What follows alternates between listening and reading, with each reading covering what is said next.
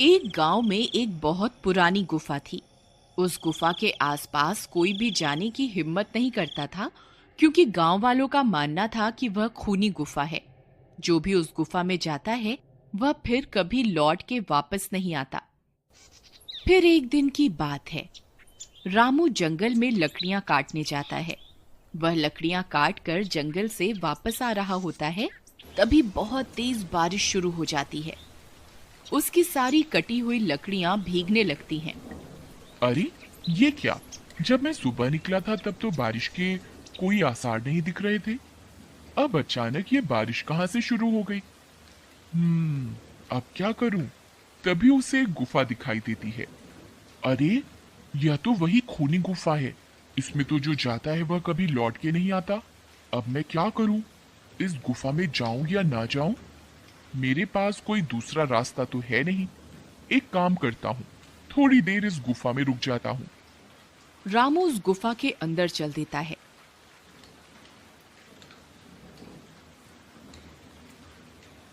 अंदर जाने पर उसे डरावनी आवाजें सुनाई देती हैं। वह इधर उधर देखता है, किंतु उसे कोई भी दिखाई नहीं देता।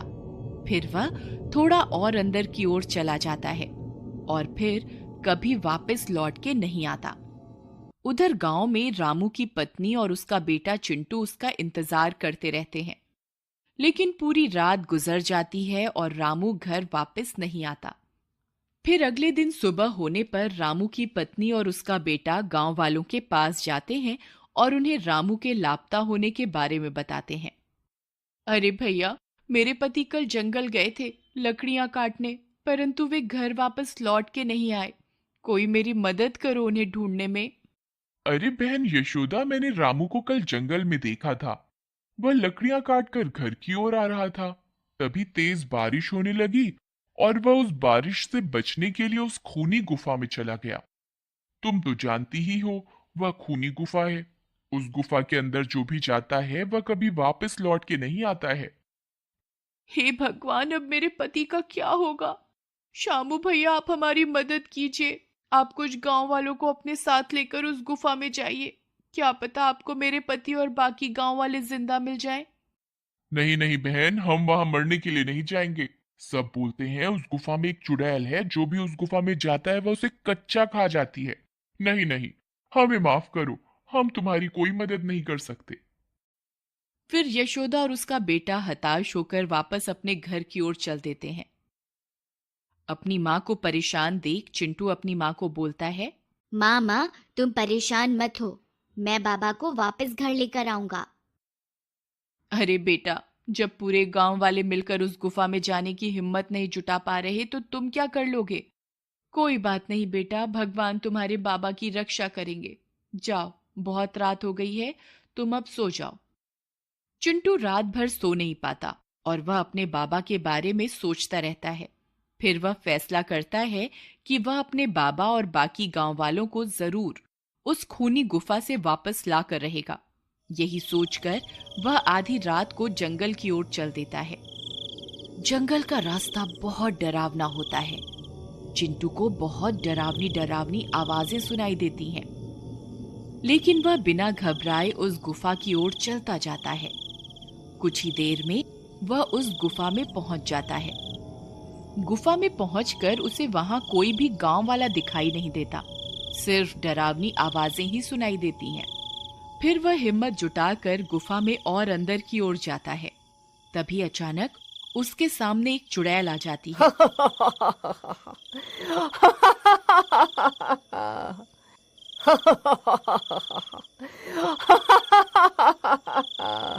अरे, ये कौन है जो इस गुफा में मरने के लिए आया है?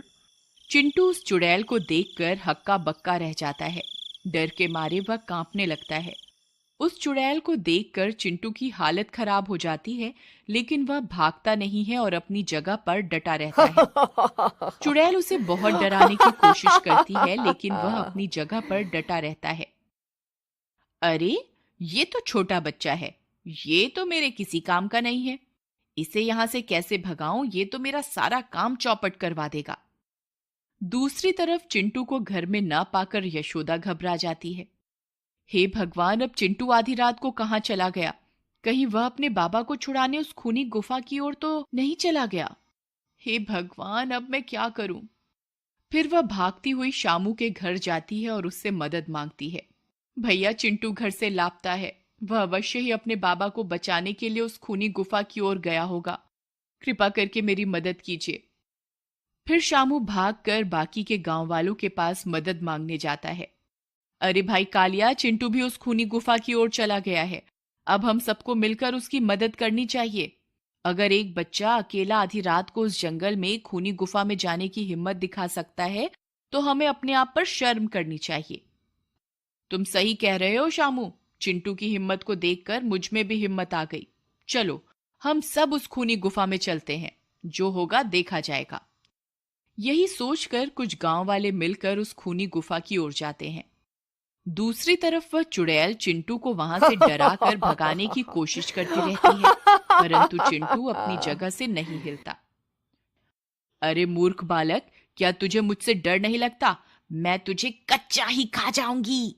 मैं तुझे आखिरी बार बोल रही हूं, यहां से चला जा, नहीं तो अच्छा नहीं होगा। हे चुड़ैल, मैं अपने बाबा से बहुत प्यार करता हूं। अगर वे मेरे लिए अपनी जान दे सकते हैं तो मैं उनके लिए अपनी जान देने को तैयार हूं। मैं उन्हें लिए बगैर यहां से नहीं जाऊंगा। अब मैं तुमसे नहीं डरता। तुम्हें जो करना है कर लो। अरे यार, ये तो बहुत बहादुर है। यहां से जाने का नाम ही नहीं ले रहा। कहीं मेरी सच्चाई सबके सामने ना आ जाए। अब मैं क्या करूं? तभी सब गांव वाले हाथों में मशाल लिए वहां पहुंच जाते हैं। अरे बाप रे, यहाँ तो चुड़ैल है। अरे दैया रे दैया, भागो यहाँ से, वरना ये चुड़ैल हम सबको खा जाएगी। सभी गांव वाले बहुत डर जाते हैं। अरे मूर्खों, डरो नहीं। देखो, चिंटू उस चुड़ैल के पास ही खड़ा है। अगर ये चुड़ैल को खाना होता तो अब तक ये चिंटू को खा चुकी होती। जरूर दाल में कुछ काला है। तभी सब गांव वाले चिंटू के पास जाकर उसके साथ खड़े हो जाते हैं। लगता है आज तुम सबकी मौत तुम्हें यहाँ खींच कर ले आई है। हे चुड़ैल, चिंटू की हिम्मत देखकर हम सब में भी तुम्हारा सामना करने की हिम्मत आ गई है। अब हम तुमसे नहीं डरते। तभी सब गांव वाले हाथों में मशाल लिए चुड़ैल की तरफ बढ़ते हैं। अरे ये क्या, ये सब तो मेरी तरफ ही आ रहे हैं। अब तो मुझे यहां से भागना ही पड़ेगा। अरे देखो देखो, ये चुड़ैल तो दुम दबाकर भाग रही है। लगता है ये कोई चुड़ैल नहीं है, जरूर दाल में कुछ काला है। चलो इसका पीछा करते हैं। सब गांव वाले चुड़ैल का पीछा करते हैं। तभी चुड़ैल का पीछा करते करते गांव वाले ऐसी जगह पहुंच जाते हैं जहां उन्हें बाकी के सारे गांव वाले मिल जाते हैं। वे सारे खुदाई का काम कर रहे होते हैं। वे लोग उन गांव वालों को अपनी ओर आता देख खुश हो जाते हैं और अपनी आप बीती बताते हैं। कालिया, अरे भाई घनश्याम, तुम सब लोग यहाँ खुदाई का काम क्यों कर रहे हो? और तुम सब लोग वापस गांव क्यों नहीं आए पिछले 2 महीनों से? अरे क्या बताएं भाई कालिया, ये औरत ने चुड़ैल बनकर हमें जबरदस्ती यहाँ कैद करके रखा हुआ था और खजाने के लालच में हमसे दिन रात यहाँ खुदाई करवाती रहती थी। जब भी कोई गांव वाला हमारी तलाश में इस गुफा की ओर आता तो यह उसे डरावनी आवाजें निकालकर यहाँ से भगा देती थी और उसे अंदर नहीं आने देती थी। और जो कोई भी अंदर आ जाता था तो उसे भी कैद करके यहाँ खुदाई के काम में लगा देती थी। तब सब गांव वाले मिलकर उस चुड़ैल को पकड़ लेते हैं। मुझे माफ कर दो, मैं खजाने के लालच में तुम सबको डराती थी। मैं कोई चुड़ैल नहीं हूं। मुझे मेरी गलती का एहसास है। तुम मुझे जो भी सजा दोगे मुझे मंजूर है। कोई बात नहीं, तुम्हें तुम्हारी गलती का एहसास हो गया, यही बहुत है। मॉरल, हमें कभी भी डरना नहीं चाहिए और किसी भी भूत चुड़ैल में विश्वास नहीं करना चाहिए।